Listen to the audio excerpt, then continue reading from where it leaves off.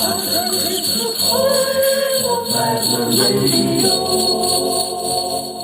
This is called A Little Tree.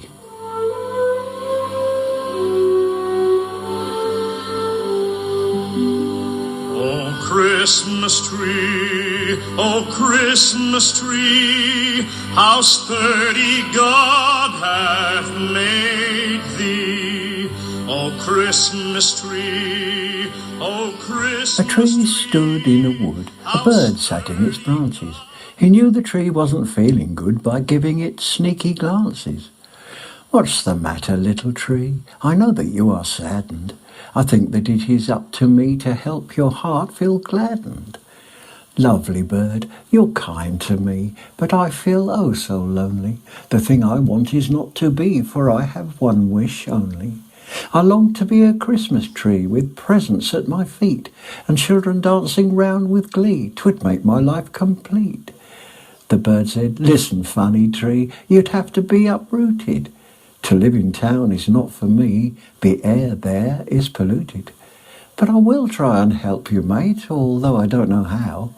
Now who could help me investigate? Oh yes, of course, the cow. A mournful moo I must omit to make my mystic magic. The bird said, do your best with it, to fail would be quite tragic. The cow then did her magic moo. Her eyes, they started blinking. She said, I'll moo my thoughts to you. And the bird could hear her thinking. I won't put your advice to waste, and thank you for the banter. So now I really must make haste and fly away to Santa. The bird he flew for days and days, God bless his little soul, and he was in a sleepy haze by the time he reached the North Pole. By now he felt the climate change, and it really made him shiver. He wondered how he could arrange his message to deliver. But in for a penny, in for a pound was the birdie's motto. So after flying round and round, he found old Santa's grotto. An elf stood in the doorway among ornaments shining bright. I'd like to have an audience with Santa if that's all right. The elf politely dipped his cap and quietly led the way. The bird thought, he's a pleasant chap, and followed without delay.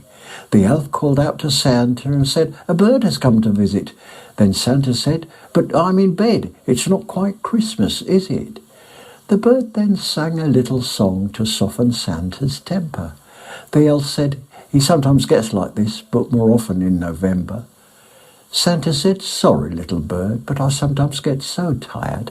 Now then, what's your business? He patiently inquired. So then the bird did tell him all about the little tree. I hope that you can help him, for he's my best friend, you see. Santa said, you must be hungry. Elf, rustle up a dish. Then he called on all and sundry to help give the tree his wish. Back in the wood, the little tree had thought he'd been forgotten, and everybody understood that he felt really rotten. Then one day a young man came, and around him started digging, and another did the same, caused by the first man's bidding. They dug him up and took him home, and made him look so pretty. Now the tree was not alone, the family were quite busy. He'd now become a Christmas tree, with presents at his feet, and children dancing round with glee. His life was quite complete. When Christmas time was over, they planted him outside, and every year the Christmas tree would come back in with pride. Oh, Christmas tree, how sturdy God